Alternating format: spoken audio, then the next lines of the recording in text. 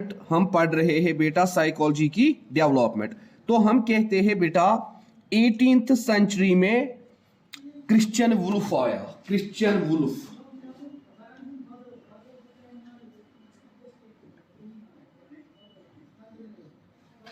18th century में Christian wolf आया, जिसने बेटा 2 बुक्स लिखी।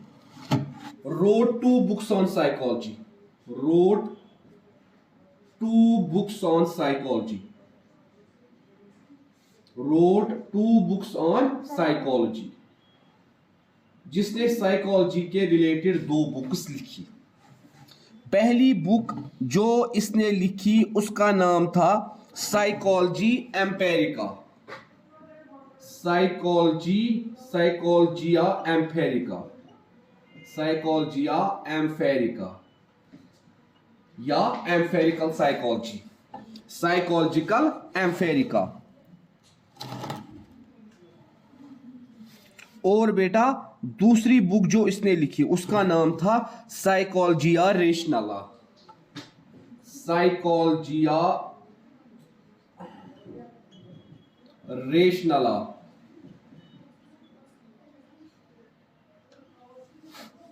साइकोलॉजिया रेशनला या रेशनल साइकोलॉजी भी जिसको बोला जाता है। Rational psychology. Rational psychology. इसी तरह हम कहते हैं एम्पेरिकल साइकोलॉजी।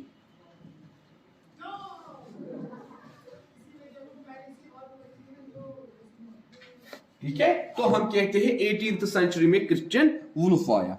इसके बाद बेटा एक फिलोसफर आया जिसका नाम था Immanuel can't.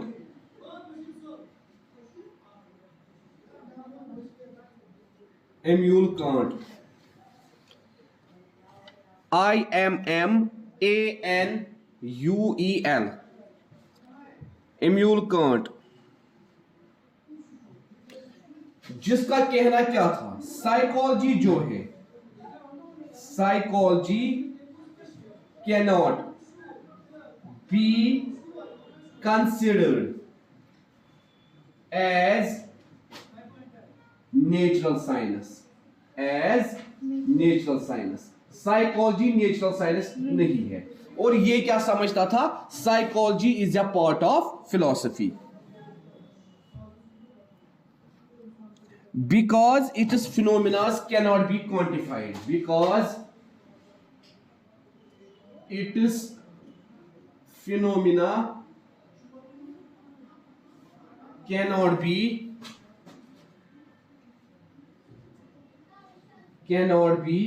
quantified according to the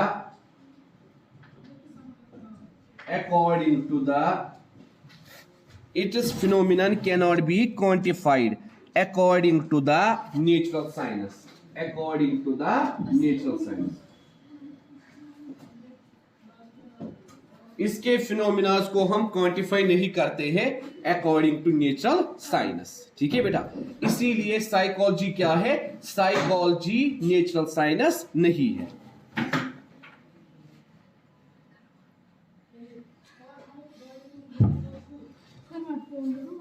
उसके बाद 2 और आए। एक का नाम था Paul Baroka. Paul Baroka.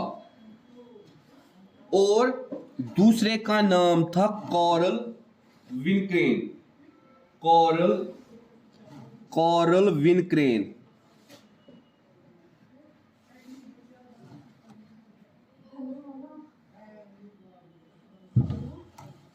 Coral Wernicke.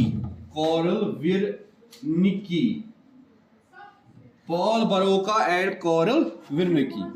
इन्होंने बेटा क्या आइडेंटिफाई किया, इन्होंने कहा जो लैंग्वेज की प्रॉब्लम होती है ये कैसे होती है, because of the problems in the brain. Because of the problems in the brain. तो इन्होंने बेटा क्या आइडेंटिफाई किया, इन्होंने आइडेंटिफाई किया area of brain responsible for language function. इन्होंने क्या किया, इन्होंने identify areas of brain responsible for language function, responsible for language function. इन्होंने कहा जो प्रॉब्लम स्पीच प्रॉब्लम होती है it is because of the problem in brain. और बेटा इन्होंने क्या आइडेंटिफाई किया, area of brain responsible for language function, और उसका नाम क्या रखा गया, बोरोका लोब। क्या रखा गया, पिछले साल आपने 4 लोब्स पढ़े, कौन सा लोब उनमें से रेस्पॉन्सिबल है लैंग्वेज के लिए, फ्रंटल लोब। कौन सा लोब, पिछले साल आपने पढ़ा frontal lobe, occipital lobe, temporal lobe, parietal lobe, ठीक है। तो फ्रंटल लोब को माना जाता है रेस्पॉन्सिबल किसके लिए बेटा, लैंग्वेज फंक्शन के लिए। इसी को कहा जाता है बोरोका लोब, क्योंकि बोरोका ने इसको सबसे पहले डिस्कवर किया। उसके बाद बेटा आप सबको मालूम है चार्ल्स डार्विन, चार्ल्स डार्विन, ठीक है बेटा, चार्ल्स डार्विन पिछले साल आपने पढ़ा। चार्ल्स डार्विन ने साइकोलॉजी में एक रोल प्ले किया। क्या बेटा, इसने कहा जितने भी अर्थ पे स्पीशीज है इन सब का क्या है बेटा, कॉमन एंसेस्टर, कॉमन डिसेंट्री। क्या है पहला कंसेप्ट, इसने क्या बोला, कॉमन एंसेस्ट्री, मतलब सारे लिविंग ऑर्गेनिज्म का जो एंसेस्टर्स है वो कॉमन है, वो सेम है, कॉमन एंसेस्टर, कॉमन एंसेस्ट्री, ठीक है बेटा।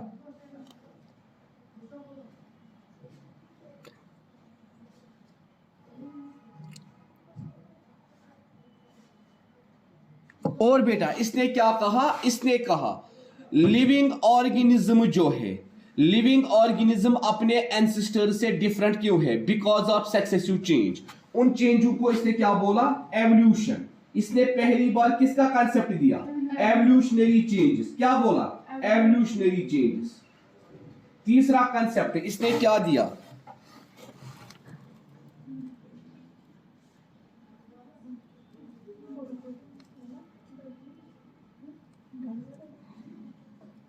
Struggle for existence. क्या बोला, struggle for existence. Living organisms के दरमियान क्या है, स्ट्रगल फॉर एग्जिस्टेंस। और बेटा इसने क्या कहा, इसने कहा बेटा सर्वाइव कौन से स्पीशीज करेंगे, वेल एडेप्टेड स्पीशीज। सर्वाइव कौन करेंगे, जो क्या होंगे बेटा, well adapted, well adapted with the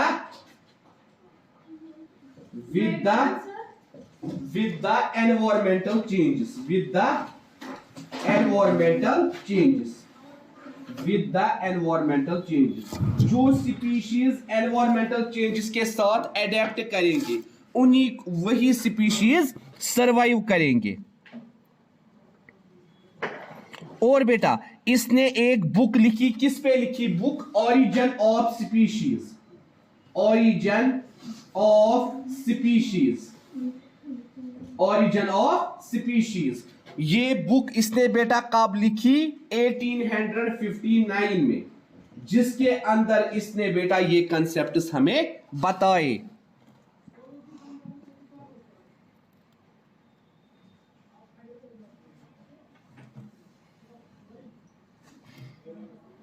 और बेटा डार्विन को उस टाइम कंसेप्ट नहीं था हेरिडिटी का, ये क्या कहता था, एवोल्यूशनरी चेंजेस। ऑर्गेनिजम्स में क्या आती है, एवोल्यूशनरी चेंजेस, ठीक है बेटा, उनमें चेंज होती है वक्त के साथ, इसीलिए वो डिफरेंट होते हैं, इसीलिए वो क्या होते हैं, डिफरेंट। किन से बेटा, एंसेस्ट्री से। ये वही था जिसने क्या कहा था, ह्यूमन बींग्स पहले एप था, मंकी का क्लास था, और उनके अंदर डेवलपमेंट हो गई वक्त के साथ, उनकी टेल कट गई और वो ह्यूमंस में डेवलप हो गई, ठीक है। तो इसका भी रोल क्या है, क्या इसने हमें बताया, what is the importance of evolutionary changes, importance of evolutionary changes. और बेटा लेटर ऑन इन्हीं एवोल्यूशनरी चेंजेस से बेटा क्या वजूद में आ गई, हेरिडिटी। क्या आ गई बेटा वजूद में, हेरिडिटी, रोल ऑफ जीन्स, ठीक है बेटा। तो ये किसका रोल था, चार्ल्स डार्विन का रोल। और चार्ल्स डार्विन ने क्या हमें बताया था बेटा, ये जो हेरिडिटी है ये एक प्रोसेस से आती है जिसको हम बेटा बोलते हैं पैन जीनेसिस, ठीक है बेटा, पैनजीनेसिस, ठीक है, तो वो आपको लिखने की जरूरत नहीं है, आप इतना याद रखिए। उसके बाद हम बेटा कहते हैं चार्ल्स डार्विन ने क्या हमें और बताया, we are the members of a family. चलिए बेटा ये भी हमें जरूरत नहीं है, तो हम कहते हैं ऐसे शुरुआत हुई किसकी बेटा, साइकोलॉजी की, ऐसे शुरुआत हुई साइकोलॉजी की। उसके बाद लास्ट वाला जो आया उसका नाम था Gustav Fechner, Gustav Fechner, GUSTAV, Gustav Fechner, FECHNER, Gustav Fechner.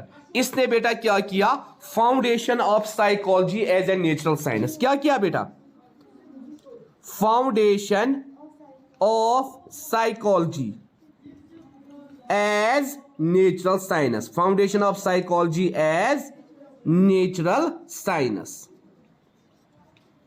Foundation of psychology as natural science.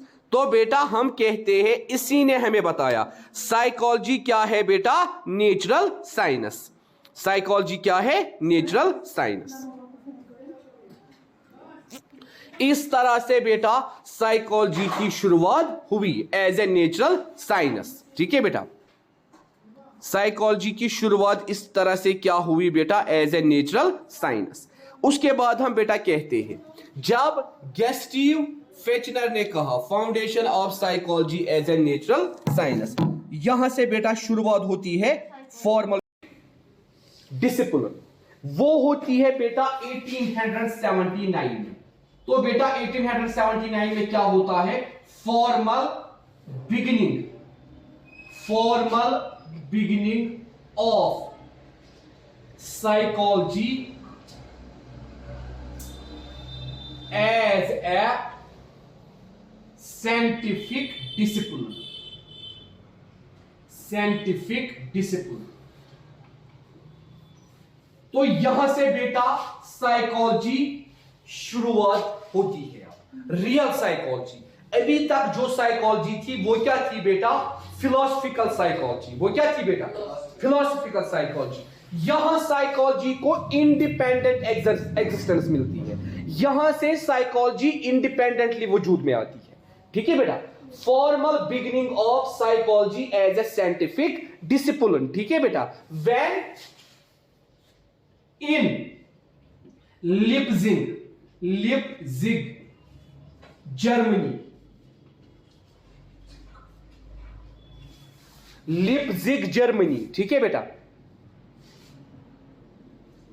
Leipzig Germany, Wilhelm Wundt, Wilhelm Wundt, WANDT, Wilhelm Wundt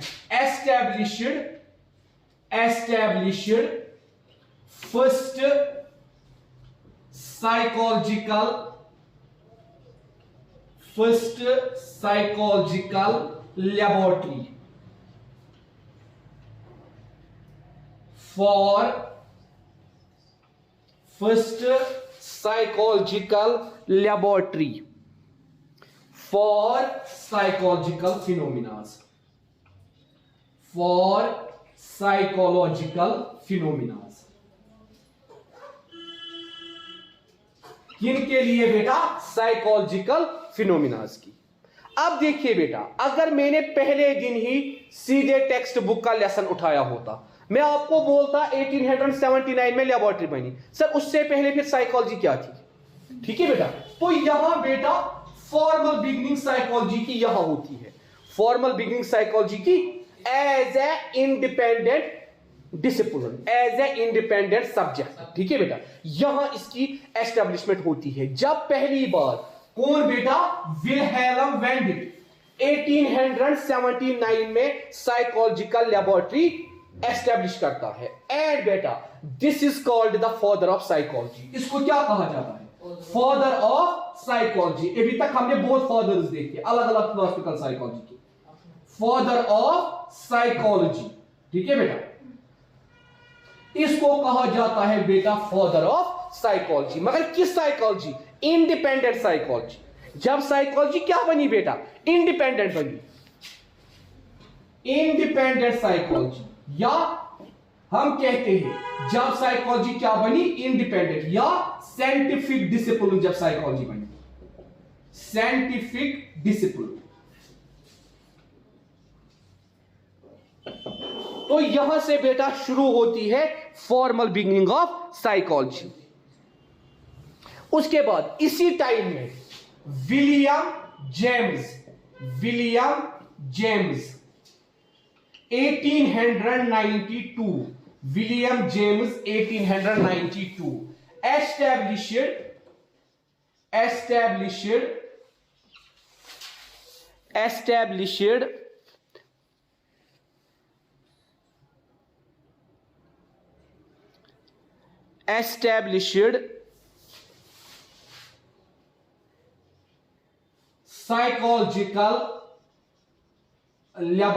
established psychological laboratory in Cambridge, USA। हम कहते हैं पहली laboratory किसने बनाई? Germany. This is the main reason the most influencing schools of psychology, the most important techniques of psychology are developed in two countries. One is Germany and another is USA, where most focus on psychological techniques. पहली laboratory Germany में बनाई गई, दूसरी किसने बनाई? William James. And this is the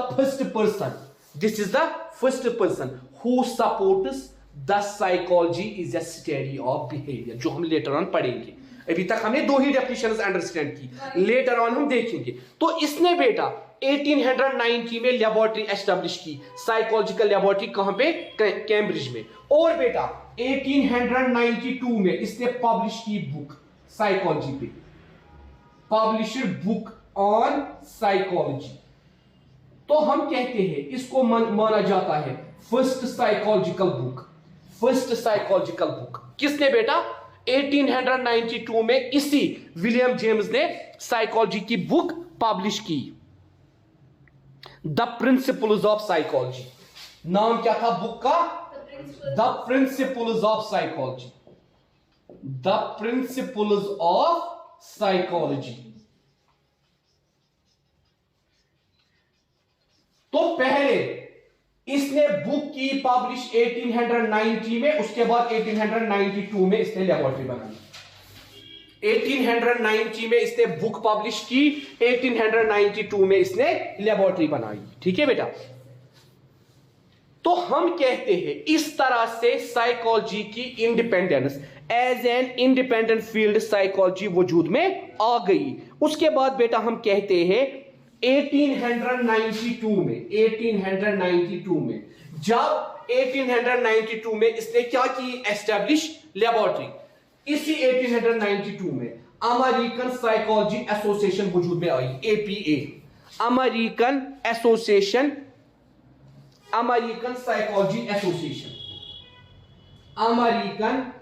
psychology association, American psychology association वजूद में आई under the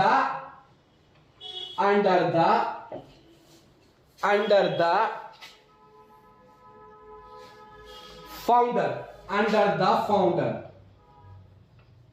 ji Stanley Hall. उसका नाम था G Stanley Hall, STANLEY, G Stanley Hall. यही बेटा फाउंडर था अमेरिकन साइकोलॉजी एसोसिएशन का, HALL Hall, STANLEY, Stanley, G Stanley Hall.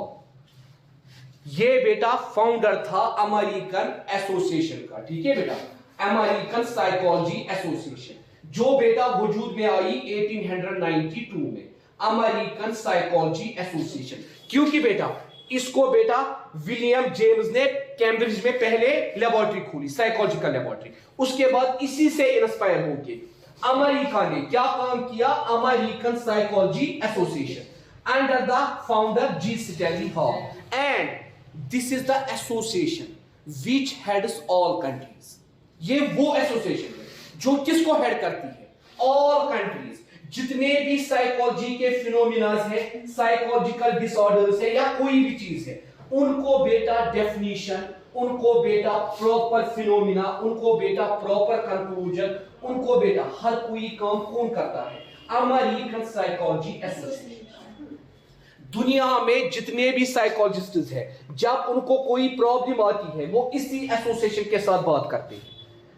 ये एसोसिएशन सारी पूरे वर्ल्ड के साइकोलॉजिकल एसोसिएशन को कंट्रोल करती है। पूरे वर्ल्ड के साइकोलॉजिस्ट्स को ये बेटा कंट्रोल करती है। कौन? American psychology association. ठीक है बेटा, आपको बेटा मालूम है सुपर पावर पॉलिटिकल साइंस में आप पढ़ोगे सुपर पावर यूएसए, इसीलिए साइकोलॉजी में भी इन्हीं का बेटा ये। उसके बाद हम बेटा कहते हैं जी स्टैनली हॉल। ठीक है, 1921 में first Nobel prize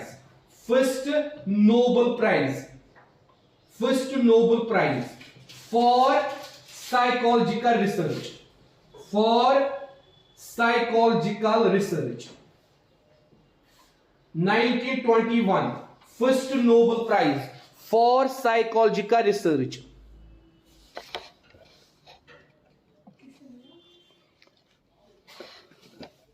first Nobel prize for psychological research दिया गया। वो किसे मिला उसके मुतालिक हमें बेटा पढ़ना है, तब मैं बताऊंगा। ये मैं हिस्ट्री आपको बता रहा हूं कैसे अमेरिका, मतलब कैसे फॉर्मल बिगनिंग हुई साइकोलॉजी की, फॉर्मल बिगनिंग साइकोलॉजी की कैसे हुई। ठीक है, नोबेल प्राइज पहला किसको मिला साइकोलॉजी का, उसके मुतालिक हमें पढ़ना है। ठीक है बेटा, अभी आप याद रखो 1921 में साइकोलॉजी में क्या स्टार्ट हुआ? नोबेल प्राइज, और यहां से साइकोलॉजिकल रिसर्च के लिए भी नोबेल प्राइज मिलने लगा।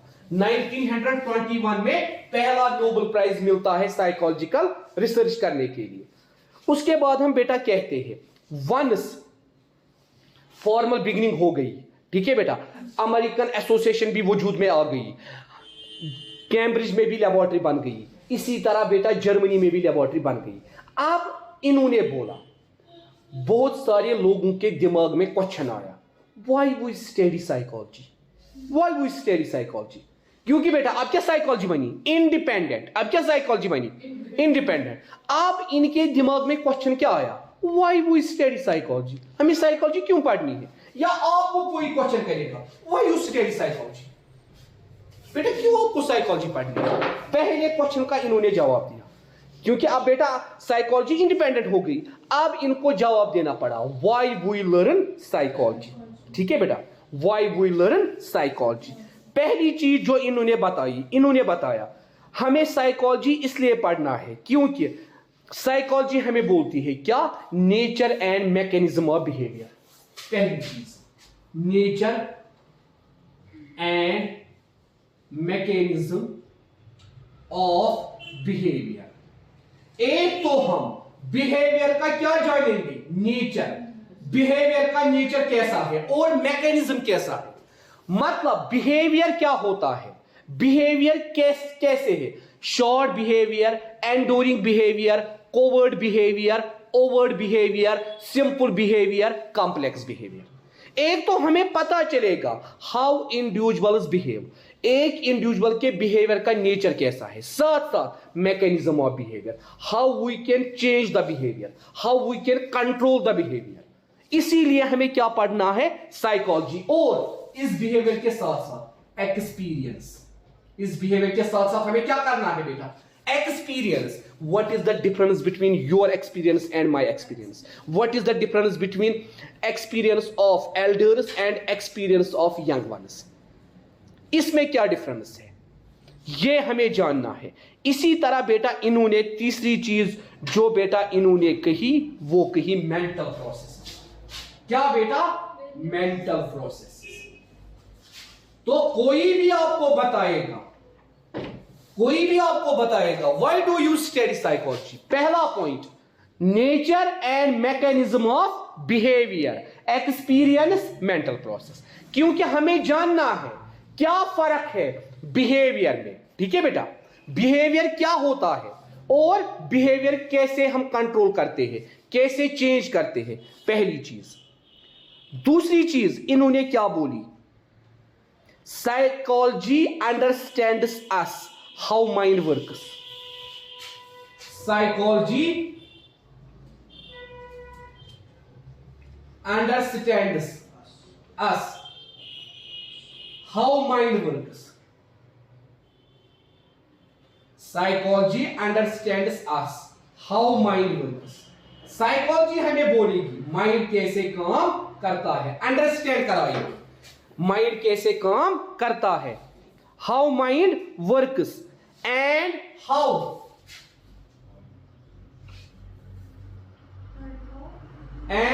certain mental processes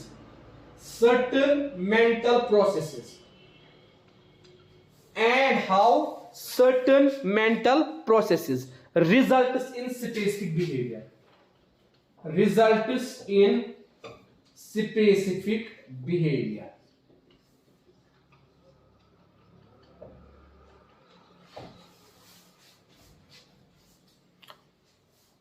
क्यों एक पर्सन को डिप्रेशन होता है दूसरे को नहीं होता है, क्यों एक पर्सन इंटेलिजेंट होता है दूसरा नहीं होता है, because it depends upon the working of our mind, ठीक है बेटा। How certain mental processes results in specific behaviour, क्यों ये मेंटल प्रोसेसेस की वजह से क्या आता है, स्पेसिफिक बिहेवियर। ये हम कहां जानेंगे, साइकोलॉजी में, that is why we study psychology. ये इन्होंने दूसरा रीजन बताया, क्योंकि बेटा अब इन्होंने क्या किया, formal beginning,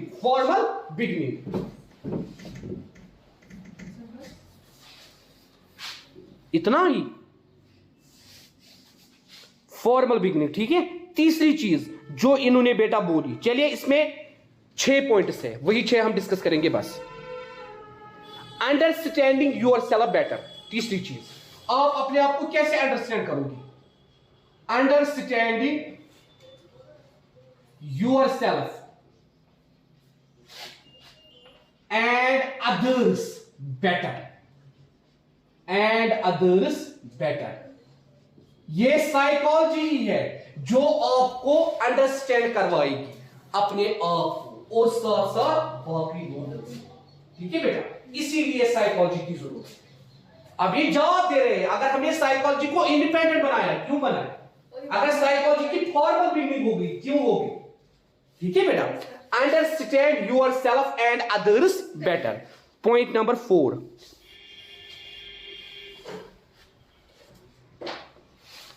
Point number 4,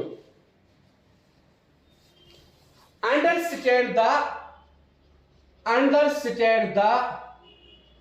relationship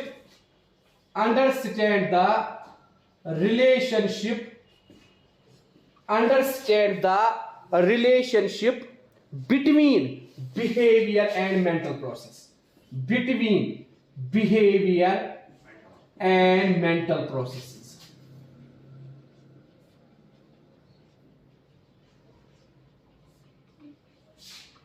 हमारे बिहेवियर में और मेंटल प्रोसेस में क्या डिफरेंस है। कभी कभार हमारी कोई एक्शन रॉन्ग डायरेक्शन में जाती है, लोग कहते हैं आपने नहीं सोचा था, ये बिहेवियर आपका क्या है, ये बिहेवियर आपका रॉन्ग है, आपको गुस्सा है, गुस्से में आपने, सारे टीचर्स को मालूम है ये लड़की बहुत अच्छी है, बाई चांस आपको गुस्सा आया, गुस्से में आपने टीचर के साथ आर्ग्यू किया, गुस्से में आपने टीचर के साथ, उस टाइम सारे टीचर्स आपको क्या बोलेंगे, बेटा आप तो अच्छी लड़की थी, क्या हुआ आपको, क्यों आपने ऐसा बिहेव किया। इसीलिए what is the relationship between, यही हमें अंडरस्टैंड करवाता है, the relationship between behaviour and mental. अगर हमारी मेंटल प्रोसेसेस कंट्रोल में है, बिहेवियर भी कंट्रोल में, thinking, reasoning, cognition, memory, perception, अगर ये चीजें कंट्रोल में है, यही बेटा मेंटल प्रोसेस में आती है।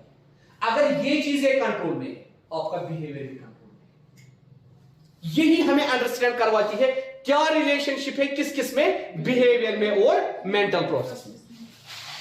5th one,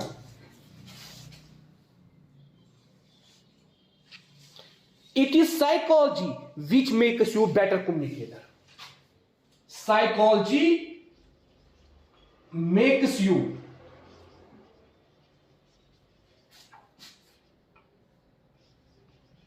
better communicator. Better communicator.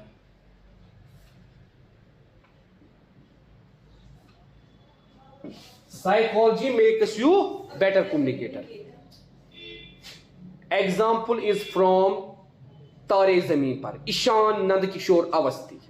कोई उस बच्चे को नहीं समझता है, कोई उस बच्चे के साथ बेटर कम्युनिकेट नहीं करता है, इवन हिज मदर और his father. But Aamir Khan के पास कोई जादू नहीं था, उसके पास कोई जादू, मगर आप देखो कैसे वो उस बच्चे के साथ कम्युनिकेट करता है और उसके अंदर चेंज लाता है।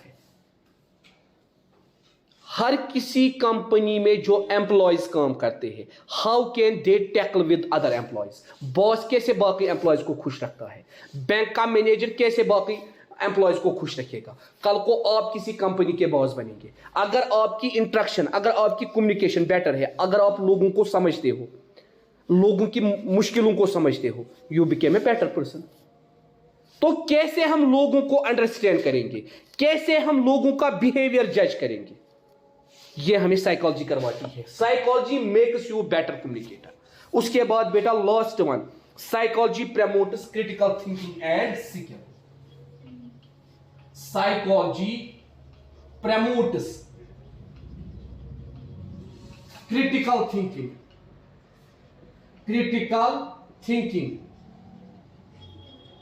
and skills.